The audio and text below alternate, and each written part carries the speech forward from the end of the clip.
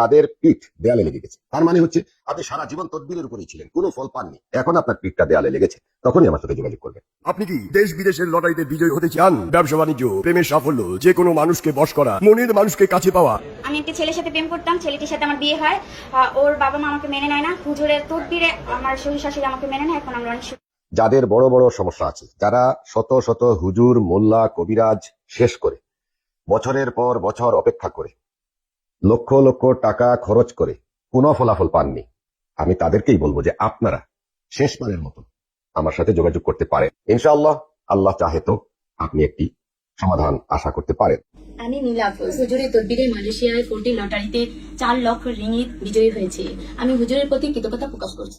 সম্মানিত দিনদার, পরিষ্কার, মুত্তাকি, ইমানদার ভাই ও বোনেরা, আপনারা যারা আমার সাথে যোগাযোগ করতে চান, কথা বলতে চান এবং বিভিন্ন ধরনের তদবির নিতে চান, যারা এই পর্যন্ত আমার কাছ থেকে তদবির নিয়েছেন, তারা আমার সাথে 21 দিনের মধ্যে একবার, 40 দিনের মধ্যে একবার শুধুমাত্র সালাম দেয়া এতটুকু যোগাযোগ রাখবেন আমার সাথে। সাহেবের তেলেসমাতি তদবিরে লটারিতে বিজয়ী হয়েছেন ইতালিতে শারমিন চৌধুরী, মিনার আহমেদ, জুবাইর হোসেন, কুয়েতে বিপ্লব সরকার, সাজিদ হাসান, হারুন ভুইয়া, সৌদি আরবে নাসিরুদ্দিন, আয়েশা বেগম, আবুল কাশেম, সিঙ্গাপুরে রুনাটার, আবু তালেব, লন্ডনে শামীম আহমেদ, মোহাম্মদ শাহিন খান। আমি মোহাম্মদ ইব্রাহিম ভুইয়া, হুজুরের তদবিরে কুয়েতে, থাইল্যান্ডে।